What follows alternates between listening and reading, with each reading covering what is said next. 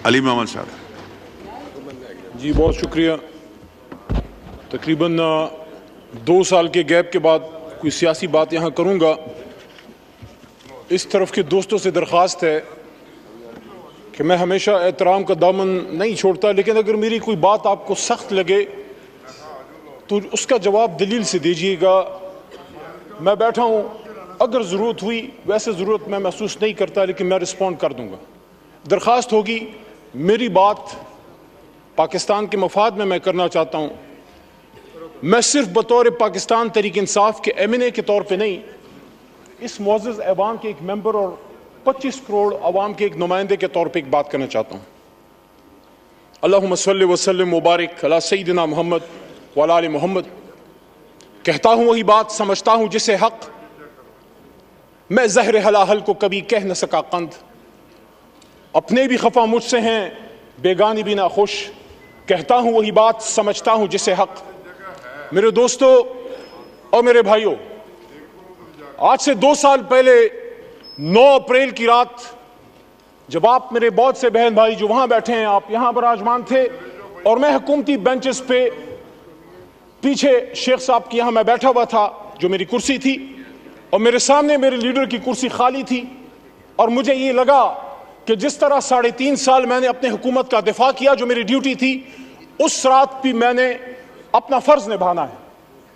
मुझे बहुत से लोगों ने पूछा बाद में, पूरे पाकिस्तान में जब मैं गया हूं, कि आपको इस तरफ बैठे लोगों से डर नहीं लगा? वो 170 172 थे। मैंने कहा नहीं, सियासी इख्तिलाफ था, लेकिन वो मैं उनको अपना जाती दुश्मन नहीं समझता था। तो आज जो मैं ये बात करना चाह रहा हूं वो ये है कि जब पिछले 2 साल की तरफ मैं मुड़ के देखता हूं तो मुझे वही कहानी, खुर्शीद शाह साहब आपकी भी तवज्जो चाहिए, आप मेरे कायदे हिज़्ब इख्तिलाफ रहे हैं, तो मुझे वही कहानी रेप्लिकेट होती नजर आती है जो आज से 50 साल पहले इस ऐवान के एक मुंतखब कायदे ऐवान को जब फांसी के तख्तेदार पे लटकाया गया। पाकिस्तान तो नहीं बदला, फर्क सिर्फ यह है कि कभी हथकड़ी डाल के नवाज शरीफ की तरह जहाज में बैठा के मुल्क से दरबदर कर दो, कभी बेनजीर भुट्टो की तरह, शहीद की तरह। बाप फांसी पे चढ़ चुका है, बेटी को पाकिस्तान में रहने की इजाजत नहीं, मां समेत उसको मुल्क से दरबदर कर दिया गया, जो वो पता नहीं 17, 18 या 20 साल की होगी, मुझे नहीं पता, but she was young and unmarried at that time. वापस आती है, फिर दरबदर की जाती है, and she was forced to go to exile once again, and her life ended in Liaquat Bagh, where she was martyred on 27 December 2007। वही लियाकत बाग जो एक और लीडर हमारा कायदे आजम का दायां हाथ खा चुका है।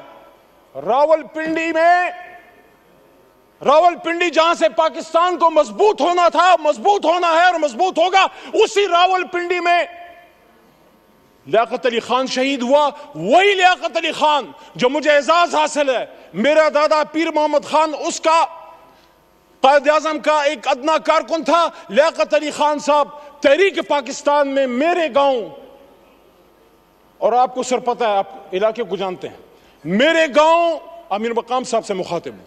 ये सवात जब जाते हैं हाथियान और शिरगढ़ से आप गुजरते हैं मेरे भाई, मेरे गांव लियाकत अली खान साहब आए, मेरे घर में क़याम किया। सरदार अब्दुल रब नश्तर उनके साथ थे, और वहां से 47 में काफिले गए पाकिस्तान को आजाद करने के लिए। मिंटो पार्क, जिसको फिर बाद में वहां मीनार पाकिस्तान बना, वहां पीर मोहम्मद साहब, गुलाम मोहम्मद खान लूखोर और खैबर पख्तूनख्वा से मुस्लिम लीग के काफिले लेके गए।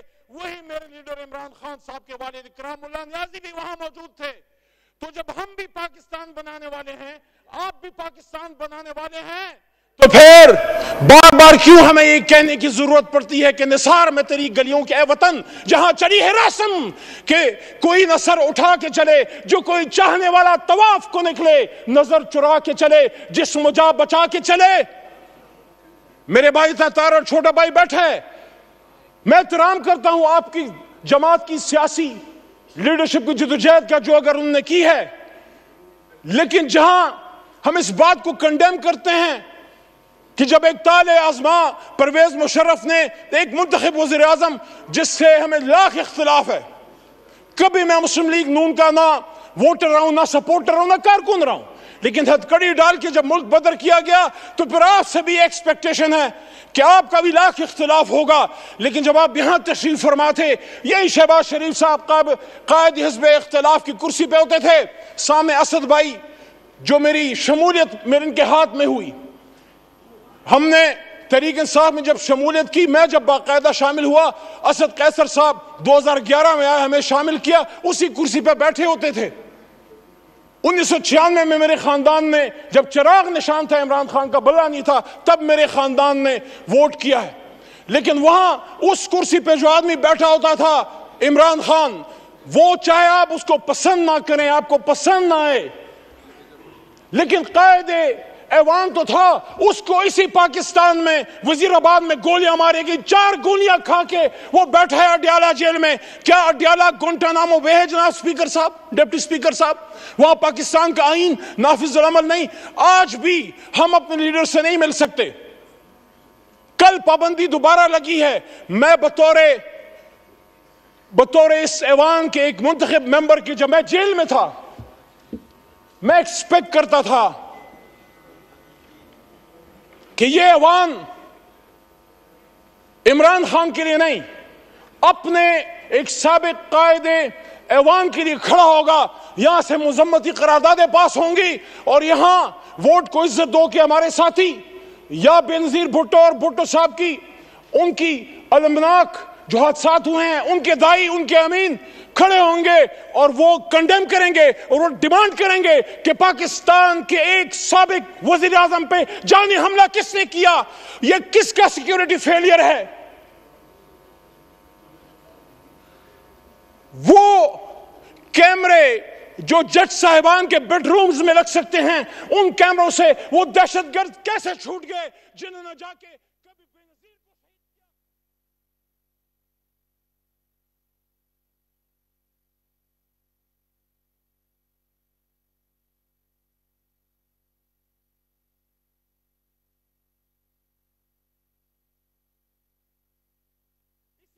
की तस्वीर को लगा के पाकिस्तान के लोगों के ऊपर बूटों से उनको रौंदा जाता है। किसी को शक है तो कल जाके आजाद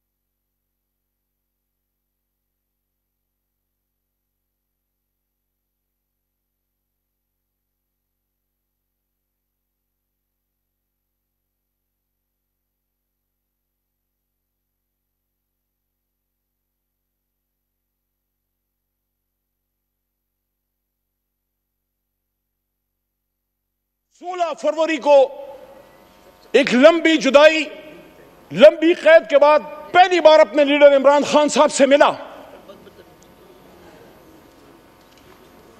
उनसे मैंने जब बात की, उन्होंने फतह मक्का मॉडल की बात की मेरे सामने जेल में गोलियां खा के। और ये आमिर डोगर साहब, चीफ विप साहब इस बात के गवाह हैं, और हमारे साथ सरदार लतीफ खोसा साहब भी मौजूद थे, वो भी इस बात के गवाह हैं कि उन्होंने कहा कि जिस तरह हुजूर सल्लल्लाहु अलैहि वसल्लम की फरमूदात पे गैर मुस्लिमों ने अमल किया, फिर उन्होंने एग्जाम्पल दी नेल्सन मंडेला की ट्रुथ एंड रिकंसिलिएशन कमीशन की कि उन्होंने सच बोल के पाकिस्तान को ठीक कर, अपने मुल्क को ठीक कर दिया। उन्होंने कहा मैं जाती इंतकाम पे बिलीव नहीं करता, जाती इंतकाम नहीं लूंगा।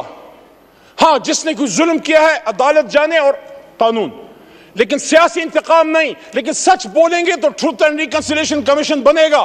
ये जो इस तरफ से वज़ीर आज़म के मुशीर, हालांकि उनको हम वज़ीर आज़म हमारा उसूली मौक़िफ़ नहीं मानते, लेकिन एक उनकी तरफ से दावत आई है राना सनाउल्लाह साहब की तरफ से मुज़ाकरात की, आसिफ जरदारी साहब की तरफ से भी दावत आई मुज़ाकरात की।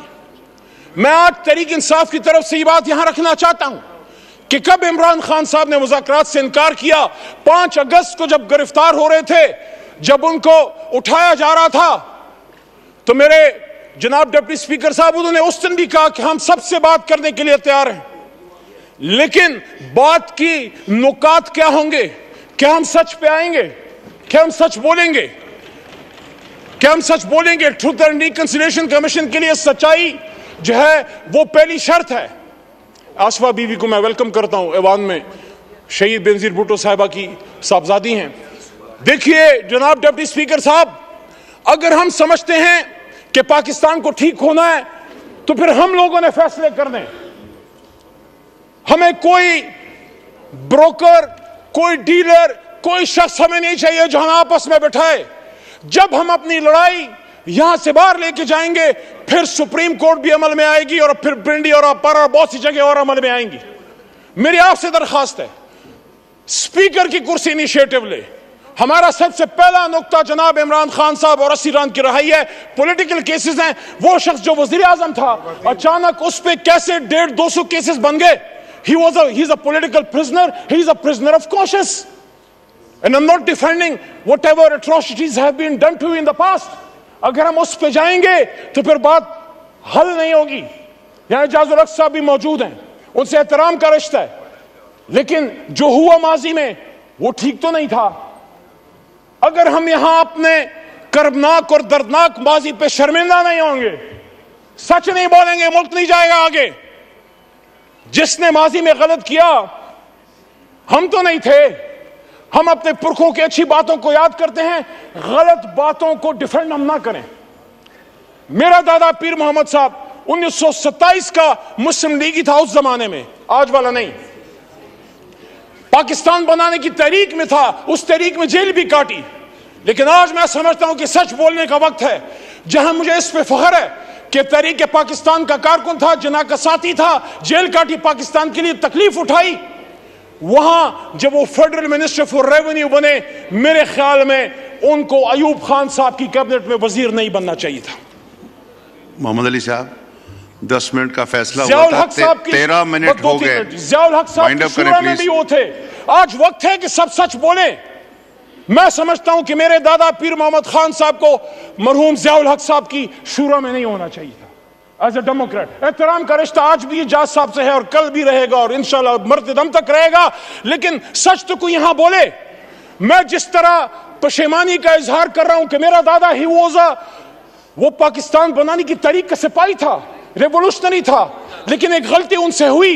मैं एक्सपेक्ट करता हूं कि मेरा छोटा भाई है बिलावल साहब, चेयरमैन है तहरीक पीपल्स पार्टी का, उनके खानदान ने कीमत चुकाई है, लेकिन उनके दादा भी फॉरेन मिनिस्टर थे, जुल्फकार अली भुट्टो साहब अयूब खान साहब के साथ।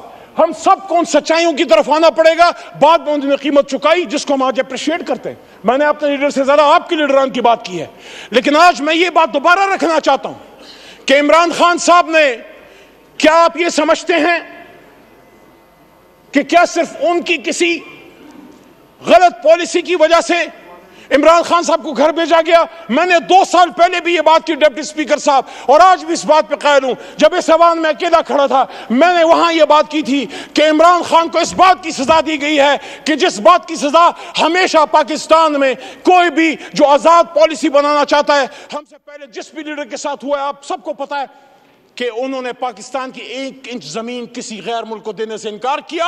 और जब यहां 2 OIC कॉन्फ्रेंसें की और जब मुस्लिम ब्लॉक की बात की, उम्मत मुस्लिमा को इकट्ठे करने की बात की, तो यहीं पे बिलावल साहब मौजूद थे। वहां से मैंने उनको बात की कि बिलावल साहब, आपके नाना ने भी मुस्लिम उम्मा को इकट्ठा किया, मेरे लिए 2 बार इकट्ठा किया। शुक्रिया, शुक्रिया। 15 मिनट हो गए, 10 मिनट का फैसला था।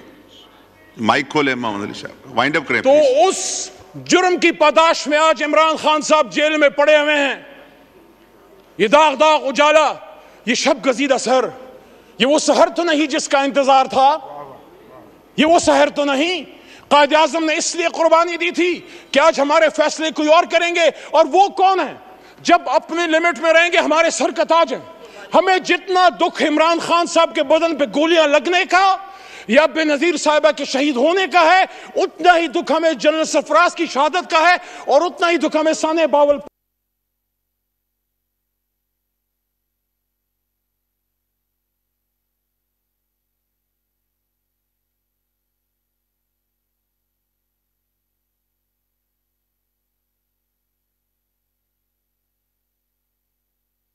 किया जब जेल में अडयाला में मुमताज कादरी साहब के सेल में पड़ा होता था। मैं सोचता था कि क्या जुर्म करके आए हो। जब अडयाला से जेलम लेके गए, ये मेरे जेब से ये कलम ले लिया गया, ये तस्वीर ले ली गई। उन्हीं जूतों में आज आया हूं जो जूते मेरे जेल में उतार दिए गए। ये वकील का कोट मेरे बदन से उतार दिया गया। क्या मैं मुजरिम था? मैं अपने अल्हम्दुलिल्लाह इस काले कोट पे फख्र करता हूं जो पाकिस्तान बनाने वाले का कोट है। शुक्रिया। कलम की तस्लील मत करो। पाकिस्तान शुक्रिया, शुक्रिया, शुक्रिया।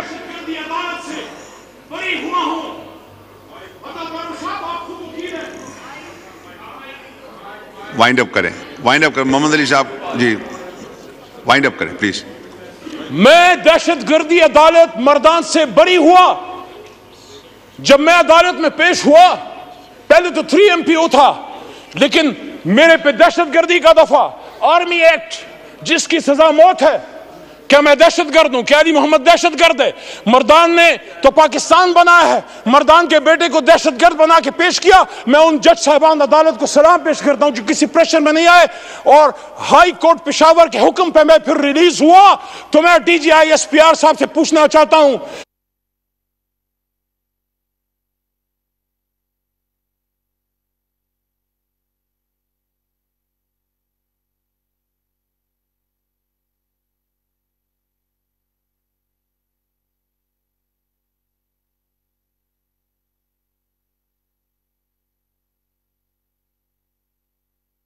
वरना यही होता रहेगा। किसी चोर दरवाजे से आने की जरूरत नहीं है। पिड्डी जरूर जाएं, सिरी पाए खाने जाएं।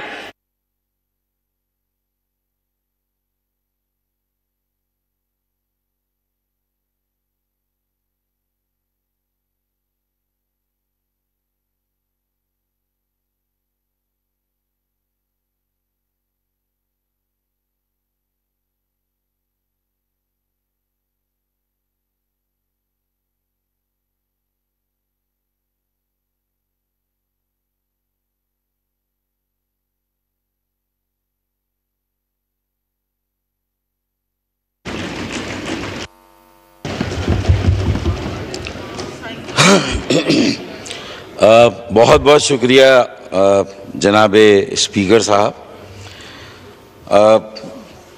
दूसरी मर्तबा सदर के ओहदे पर फायज होने वाले मोहतरम जनाब आसिफ अली जरदारी साहब के खिताब पर ये जो पहला पार्लिमानी साल है हमारा, उस पर बहस का आगाज़ हुआ है।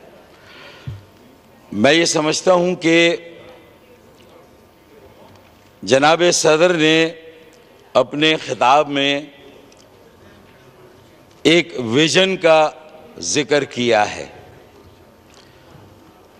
मैं इस बात की भी इजाज़त आपसे और अपने पीपल्स पार्टी के साथियों से लूँगा कि मेरी गुफ्तगू में जो क्रिटिकल नुकात आए, गुज़िश्ता 15 सालों से जो सिंध में गवर्नेंस रही है उससे मुताल्लिक़, क्योंकि मैं ये चाहता हूँ कि इस खिताब को जो गुज़िश्ता 15 साल जिस तरह सूबे में हुक्मरानी रही और जो वहाँ के हालात हैं, कम से कम इसकी रोशनी में उसका भी जायज़ा ले लिया जाए। तो इसे एक पॉजिटिव क्रिटिसिज्म समझा जाए। मेरी गुफ्तगू को सुनने के बाद ये करारदाद मेरे हस्ब इख्तदार की बेंच से पास ना हो कि फारूक सत्तार साहब को अपोजिशन की बेंचों पर बिठा दिया जाए।